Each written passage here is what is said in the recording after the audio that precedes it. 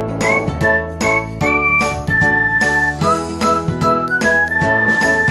my dear friends, this is Ajay Mishra and today we are going to start our discussion on economics. Before starting this session, whenever I want to tell you some clarification, whenever I go to an institute, people ask me sometimes that, sir, economics is very complex. Sometimes they fear, sometimes they tell me that, sir, since childhood I always fear economics and something like that. So I want to make a commitment that it's my commitment that from now onwards you will stop fearing economics if you have, and if you are interested in this subject, then definitely you will have more interest in this subject from now onwards. So this is my promise to you.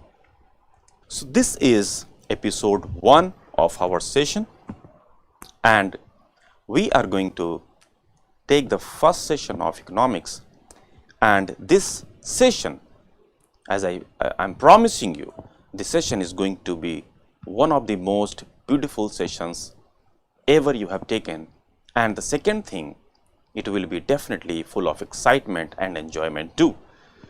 So let's start our episode 1 of economics. Now the first thing what students ask me generally is, again, what is the difference between economy and economics? What is the difference between economy and economics? This question again and again comes to the mind of the students. So today I am again going to make this clarification. So when we talk about economy, and economics, two things must be kept in mind. The first thing is, one is economic activity.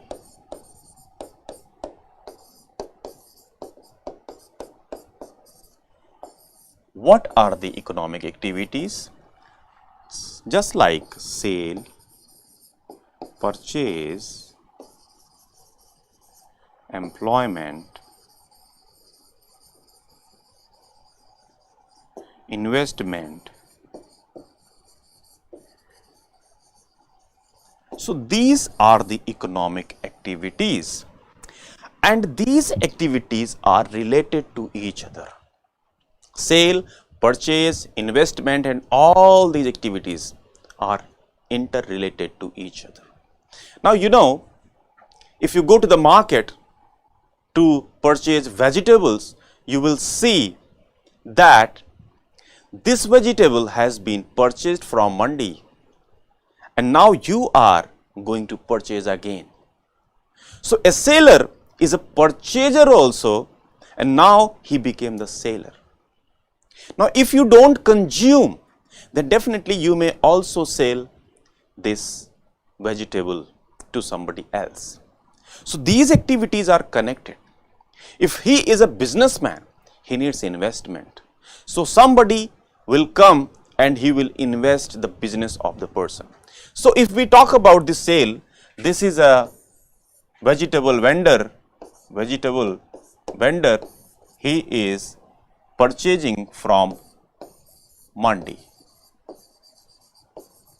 So he is purchasing vegetables from mandi and selling. So he became the buyer here and he became the seller here.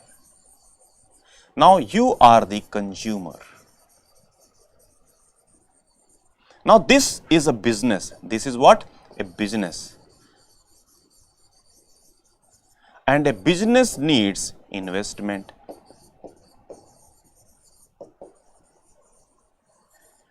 And this investment is done in this business, and this investment was done by taking some borrowing from banks.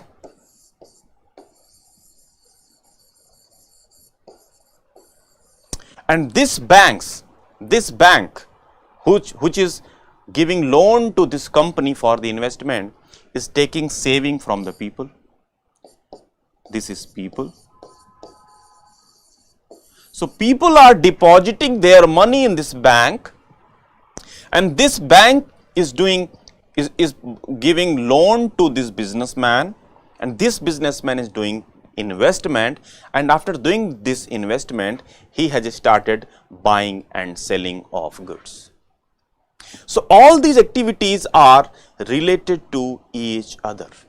So this is called economic activity. Now this economic activity and their relationship is called economy. So what is economy? Economy is the relationship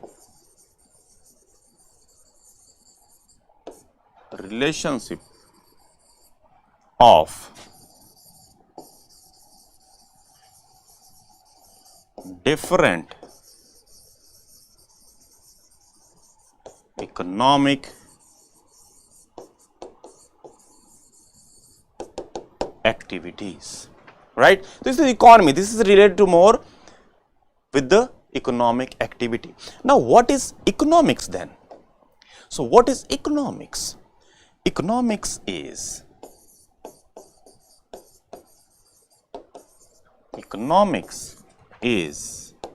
the science of study of economies or economic activities.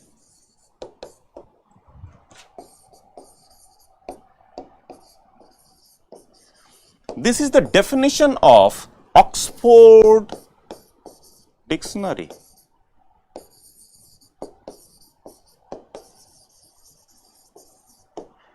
So economics is the study, it is a subject, it is a discipline. So economics is a discipline. In toto, we can say that economy is related to economic activity,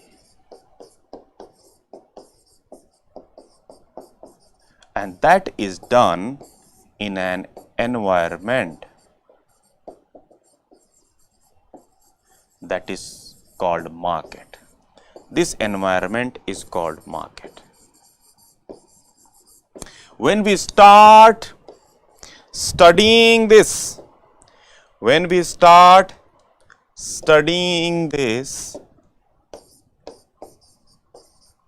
study of these activities, then comes the purview of economics. So we understood what is the difference between economy and economics. It is just, economy is an activity, it is related to the market, while when we are going to study, then it becomes economics. Are you getting the point? Okay. So let's go ahead. We understood the difference between economy and economics. So this is the difference. Again, you read it. It is the definition of the Oxford Dictionary. The economy is according to the Oxford Learner's Dictionary, the relationship between production, trade, and the supply of money in a particular country or region. So we can say, for example, the economy is in recession. So they are giving the examples of economy. Now this is economics. Economics is a science that studies economies and develops possible models for their functioning. So they are talking about the economics is the science that studies economies. So somebody accept that it is a science, somebody tells that it is not a science, because science is that you understand and the rules are not broken. But some people believe that this is not science. Why? Because the economic rules are broken many times, right? So it is a point of debate. It is not our point of debate. Why? Because we are the journalist and we don't have to go into so detail. Now, why it is significant for you and for me? So, what is the first question which is coming to your mind? First question, why it is significant for you? What is the first point coming to your mind? What is the first point? Why it is significant? Just think for 10 seconds and just tell me the answer.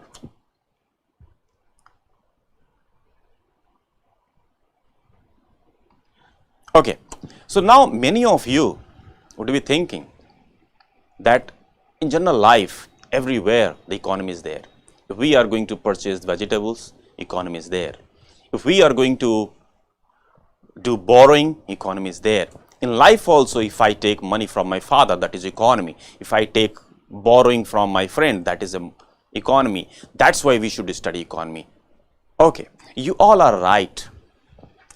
But the present answer of this question is not all these. The present answer of this question is that we should study economics because we have to crack civil services exam. It is significant only because of one reason. If you think that nobody can befool you in the market if you study economics, it is not like that. People are going to befool you even if you know all the rules of economics. Don't worry. So, economy or economics we are studying because we need to qualify this exam. So, we must focus why it is important. Now, let us see why it is important for our this exam preparation. So, see first, you know, have you seen the civil services exam syllabus, GS syllabus? Have you seen the syllabus of GS paper, civil services, even your PSC services? So, if you have seen the syllabus, you will find, I am talking about presently, I am talking about civil services, and all this is all encompassing. If I am teaching you for civil services, all the other exams are covered, every point and everything will be covered, don't worry like that. So, the first thing what we should concentrate is that GS paper 3 of civil services syllabus is just concentrating on economy in proportionately. Now, as far as economics and agriculture is concerned, that is given in paper 3. It's going to control the entire paper. Why? If you see 5 years paper, 5 years, last 5 years, 5 years paper tell that,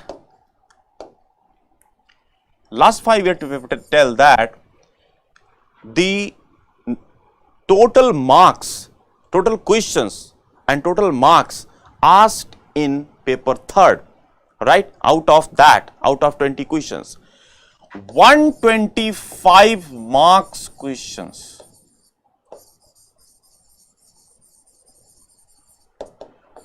have been asked from economy. So, from economics 125 marks in last 5 years I am talking about. So, last year if you see, last to last year if you see, last to last year if you see, every time 125 marks questions are being asked from economics and agriculture. And what is the total marks of that paper? The total marks of that paper is just 250. So, 250 marks are there, and if 125 marks are being asked in economics, it means that it is a 50% marks. So, you know, in paper 3 there are 5 subjects. In 5 subjects, economic and agriculture, it is having the weightage of 50%, and that is why we should study economics very seriously. Why? Because if we don't study economics very seriously, it is going to impact our learning and our score in the final stage. You know, every mark matters. Every mark matters in the exam, and that's why we shouldn't miss this opportunity. Now, we found it in GS mains. Now, if we talk about preliminary exam, do you know 15 to 28 questions not 28, even 29 and 30 questions are being asked from economics.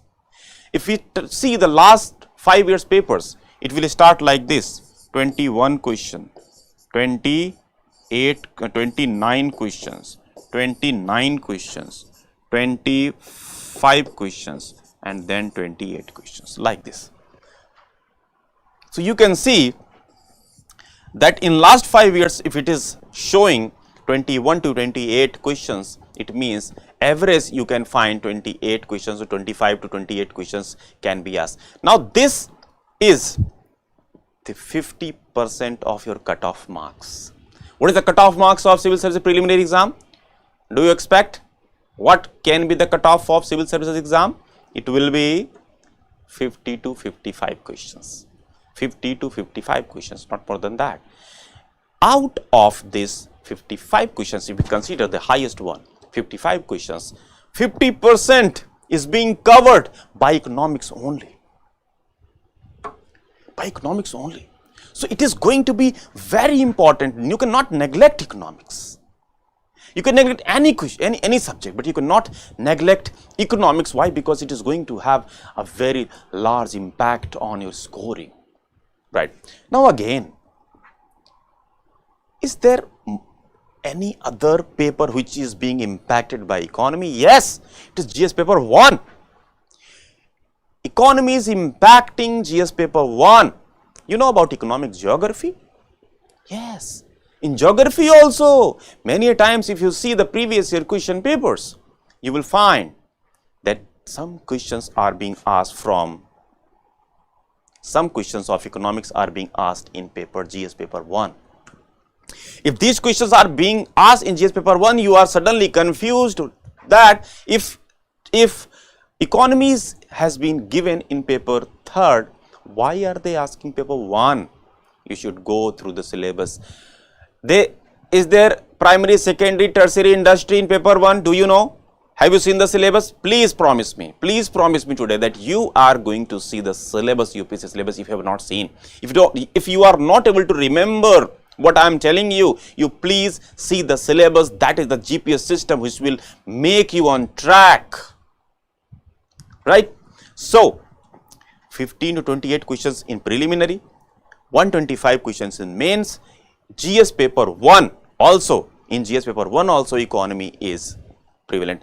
Now, if we talk about internal security which has been given in paper 3, then money laundering, black money and all these things are also a part of economy. If you understand economy well, even the internal security can be handled well.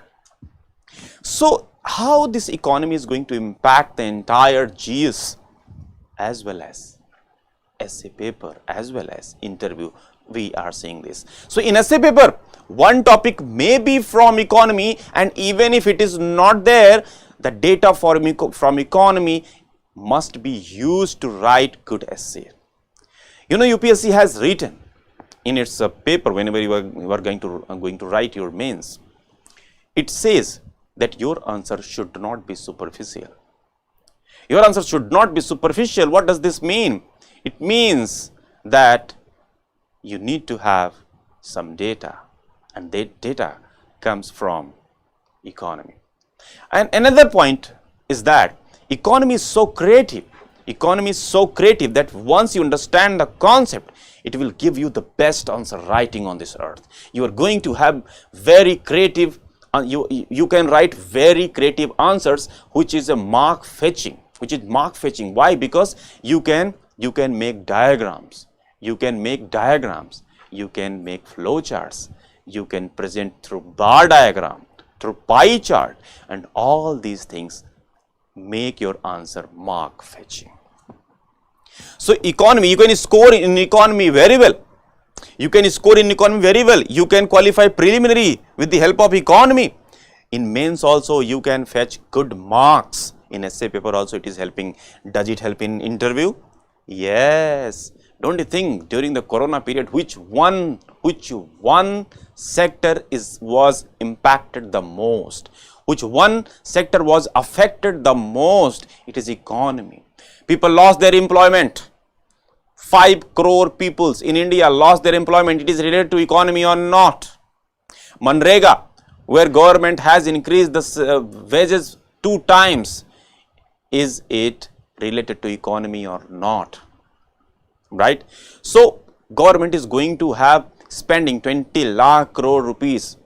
It is related to economy or not? RBI has loosened its norms. It is related to economy or not? Small sector industries, you are seeing every day in newspapers.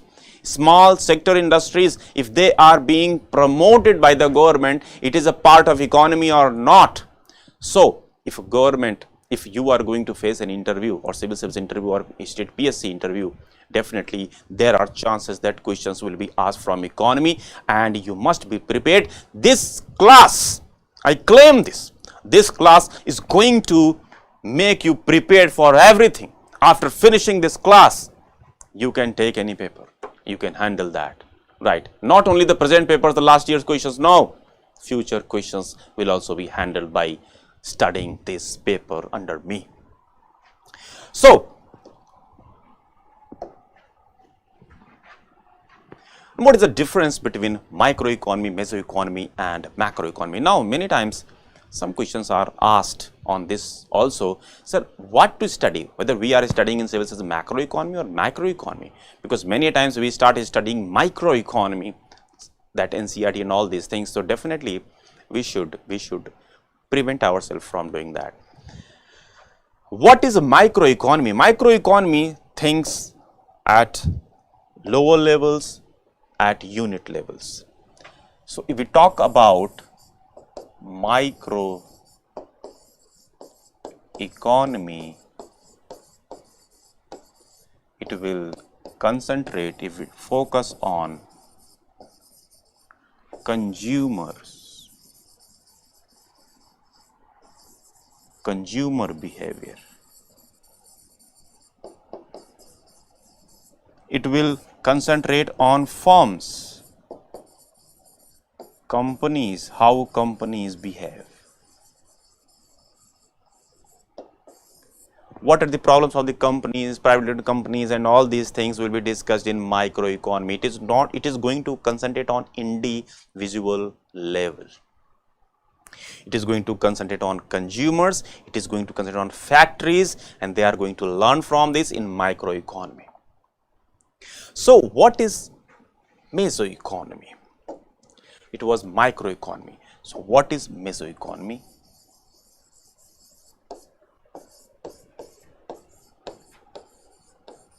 When we talk about sector wise, sector specific,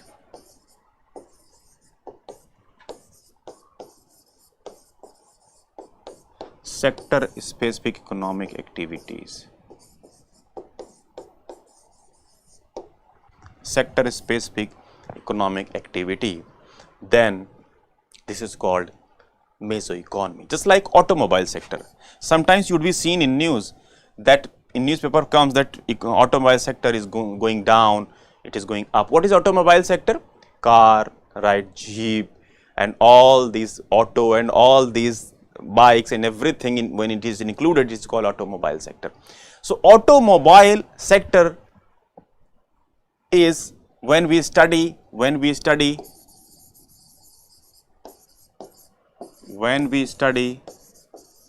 automobile sector,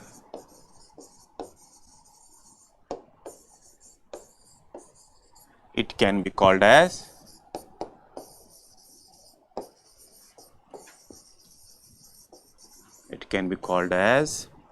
mesoeconomics.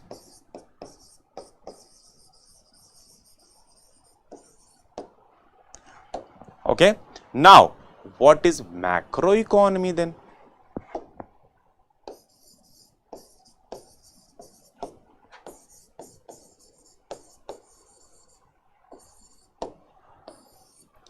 Macro level, when we study everything at the national level, those factors which are going to impact the entire nation or entire province or entire state, then this is the part of macroeconomy.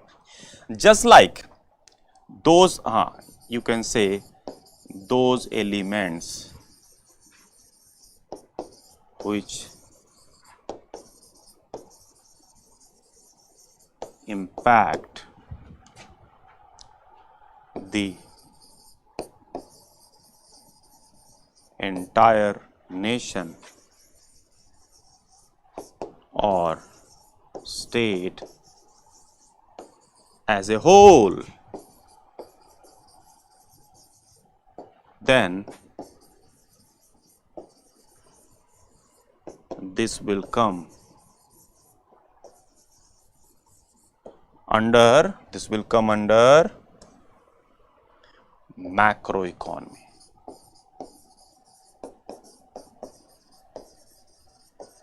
Now, is there any example for this? Yes. The example for macroeconomy is inflation. What is inflation? General price rise. It is called inflation. Inflation, employment, and what? Interest in the country, interest rate. Right? These interest rates, right? These are the part of macroeconomy. So if we see together, then microeconomy will discuss about the consumer level and mesoeconomy will concentrate on sector wise analysis, while macroeconomy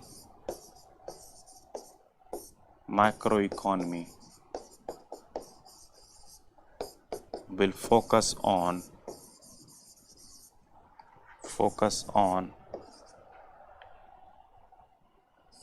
factors, activities, will focus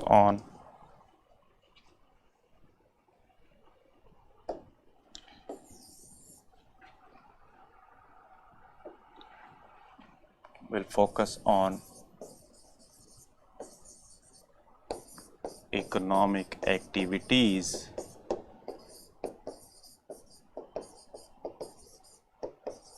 impacting entire nation.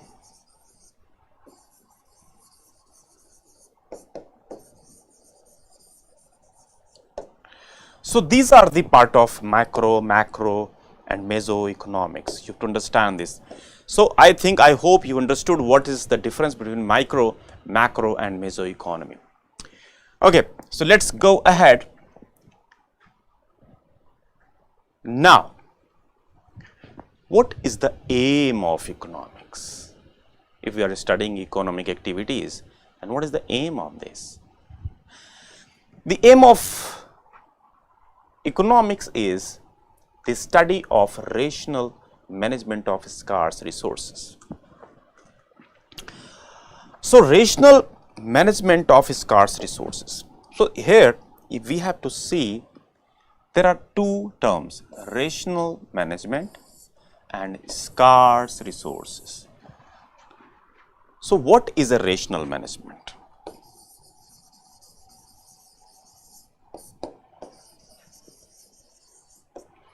Rational management means if there are resources and they are in scarce, you have to use intelligently so that its maximum use is ensured, its optimum use is ensured. What is optimum use? What is optimum use? What is possible, maximum possible use for the betterment of the people. Now this is a scarce. If the resources are scarce, there is a scarcity, then definitely there is urgent need that the management should be rational. So if we talk about the rational management, we can again discuss this.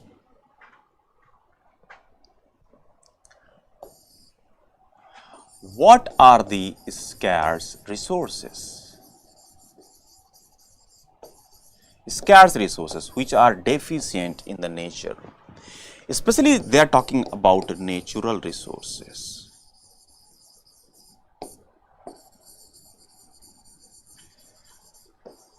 Okay, tell me one thing. Do you know that India is the second most populated country? India is second most populated country. India second most populated country. Now, do you also know that it is the seventh position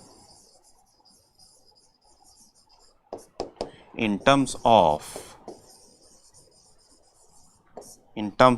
area? The area of India is only 2.4% of the total area of the earth, and the population is 17% of the total. Now see this, 2.4% area, right, encompasses 17% of the population. Do you think it is right? It is good? It is, you can say it is insaf? No, it is not insaf. Now, if we found the scarcity of land, don't you think so we should have a rational management of land? So government has all the power to use the land in such a way that our people should not suffer, and there is a maximum use of given land. It is agricultural land, it is industrial land, because this is the 2.4% of the land, and that 2.4% of the land, this is 2.4% of the land will be used for what? Will be used for agricultural purpose. It will be or not? It will be as a forest. It will be used as a forest. At least 33% area must be kept under the forest. Third, for industries. Fourth, for households.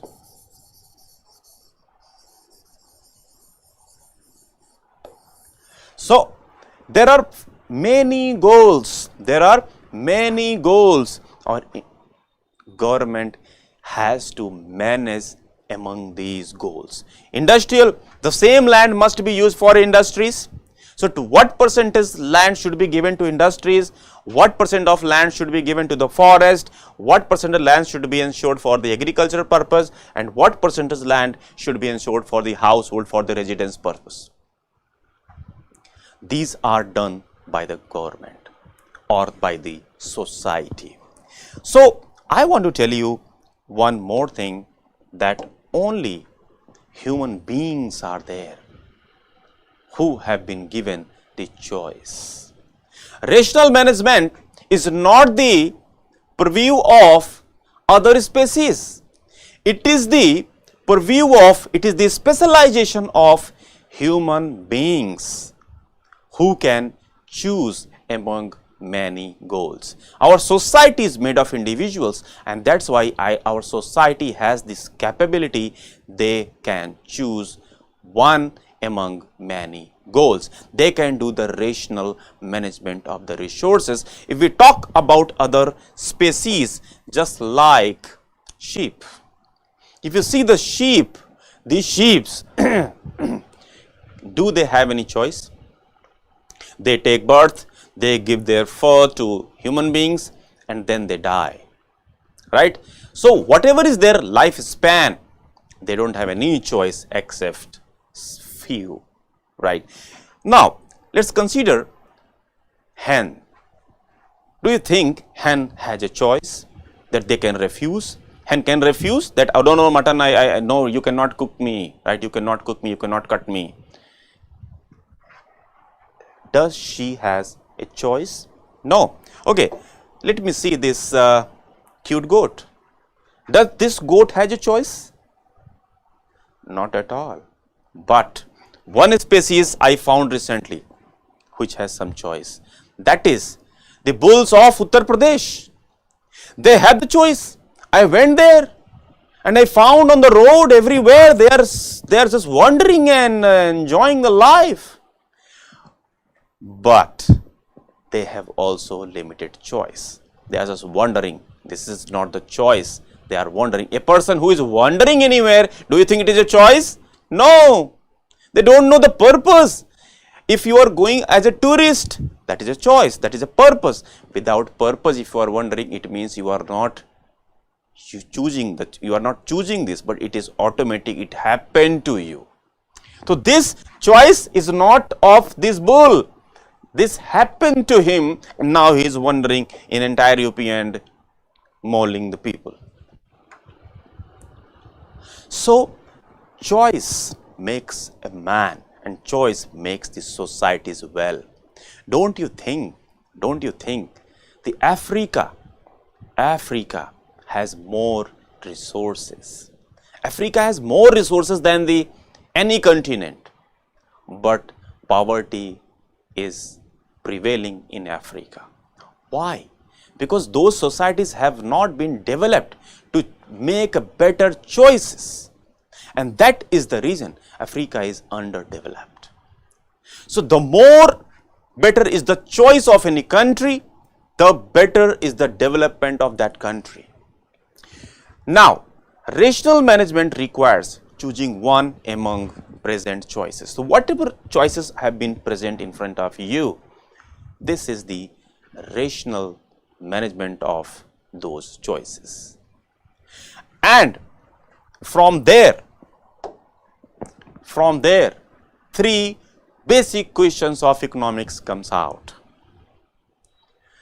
This choice presents some more questions of economics, and the first question is what? Second question is how, and third question is for whom. You know, in economy, production is done. In economy, without production, there is no economy. If you are producing, only then you can trade. If we talk about production, if we are producing, if there is production, only then there will be trade. And when there will be trade, definitely there will be employment,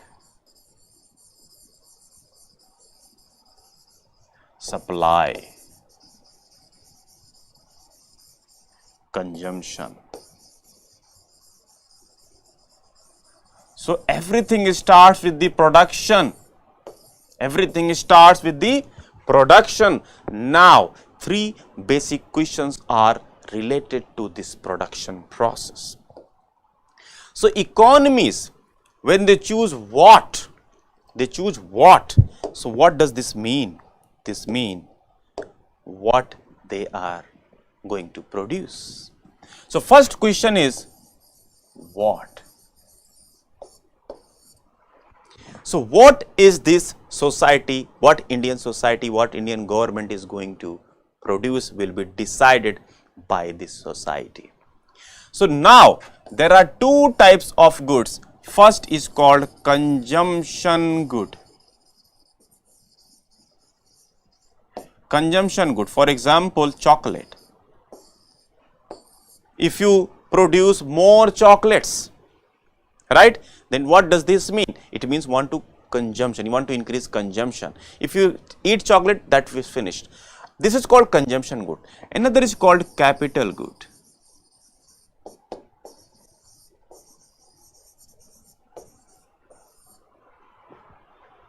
It is called capital good. Now, do you want to produce capital goods? If you want to produce capital goods, it means this society wants that in future the development must be more. Okay. So, for the development, what is capital goods? Capital good is a good which is used for the production of other goods, just like machines. Capital goods, machine is a capital good. So, if you make a sewing machine, then you are going to stitch some more cloths in future. But consumption good, chocolate, you ate it, you finished it. The consumption goods are not used for the future purposes, but capital goods are used for the future purposes. So, it is the question of what? This society is going to concentrate on consumption goods or capital goods, it depends upon the society. Right? It is going to increase the production of soap, or it is going to spend more on buildings or roads or infrastructure. It all this is decided by that society. USA has one society, India is another society. Now, another question comes is how? Now, how? How means what methodology should be used? Again, it is a choice. It is a choice or not. What methodology this society is going to use is another question of choice. Some societies will choose the labor intensive industry. Labor intensive industry.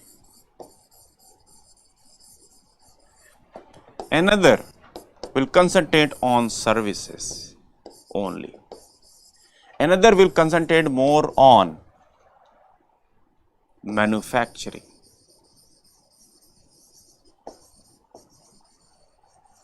Another will concentrate on automation.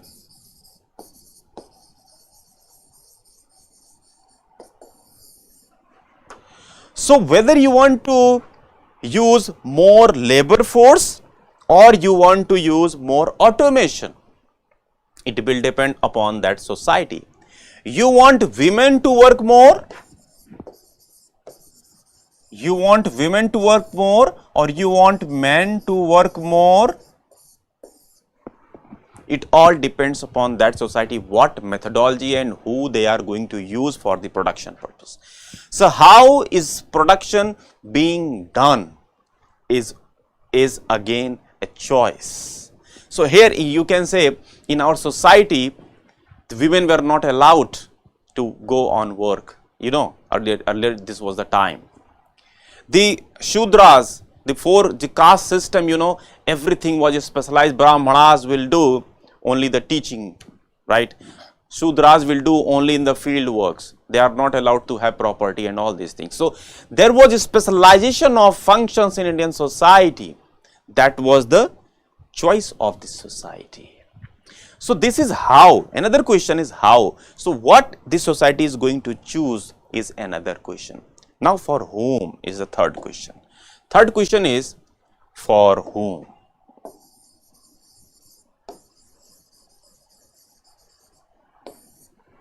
For whom? In USA, everybody is free to earn, to amass as much money as they can, as much wealth as they can. But in India, because of poverty and because of underdevelopment of the people, we cannot let people amass the money. So, what we do? We decided in India, that okay, there will be a mixed economy. Mixed economy in which, okay, rich people or capitalists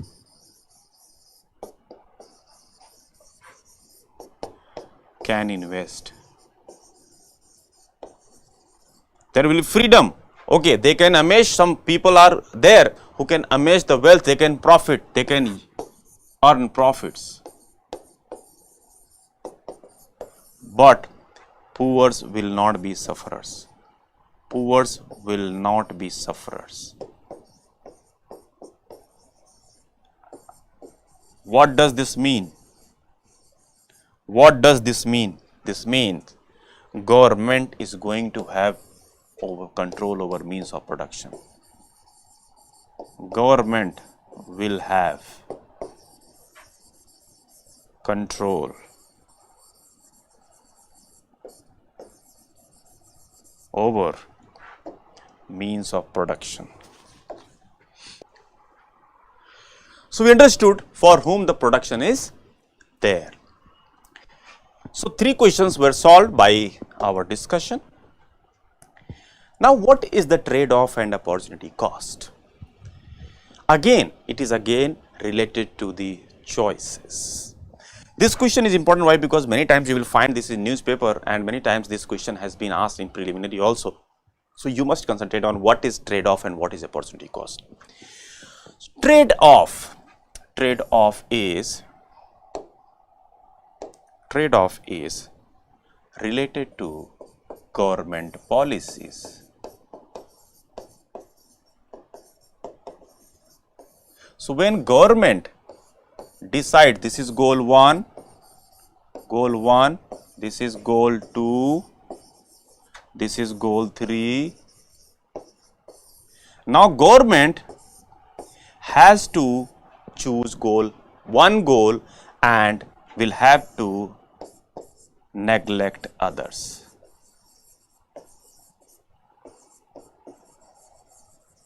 So, this goal was chosen and these goals were traded off. This is called trade-off. This goal was chosen and this goal were traded off, these were neglected, then this is called trade-off of these goals. So, whenever government is going to make policies, either it will concentrate on growth or price stability. When it concentrates on growth,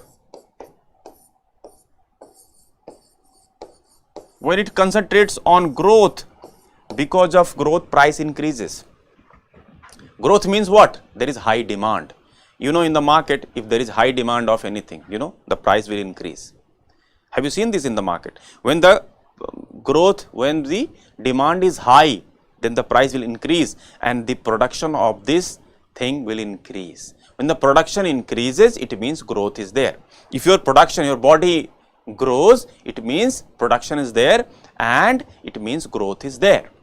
So, growth is increasing, then how come there will be price stability?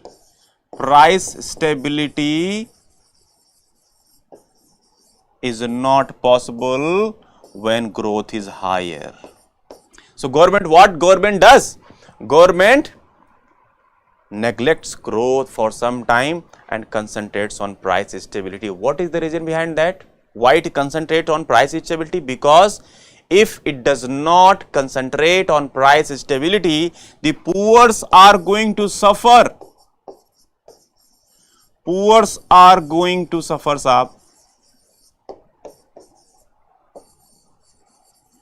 Because if price is increasing and salary not, if price is increasing, of the goods are increasing. Just think, the food grain, the price of the wheat, flour, rice is increasing and poor have only limited wages, then they are going to suffer, because if they are getting 300 rupees, earlier they were spending 100 rupees on food grains, now they are going to spend 150 rupees on food grains, the same amount of food grains. So, they are sufferer or not? So, if they are going to suffer, then government has to choose either growth or price stability. So, for some time growth will be there and then after some time it will concentrate on price stability.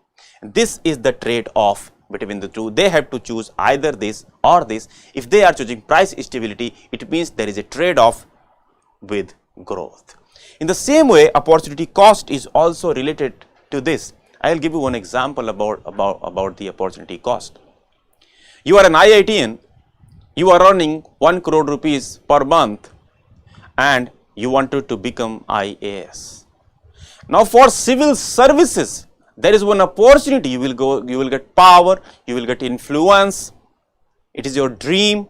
You are going to get prestigious job, right? But for this opportunity, there is one cost also. that is you are going to lose 1 crore rupees suddenly. And then you are not sure that you will get selection in 1 attempt or 2 attempts. So for that, your amusement, your life, your friends, your family, they all are going to be the cost of this opportunity. So you are going to be away from these happiness and for those moments with the friends, from those amusement times which you are going to spend on movies. It is a cost. So for one opportunity, you are going to pay some cost. If there are many goals, again, this is again opportunity. For one opportunity,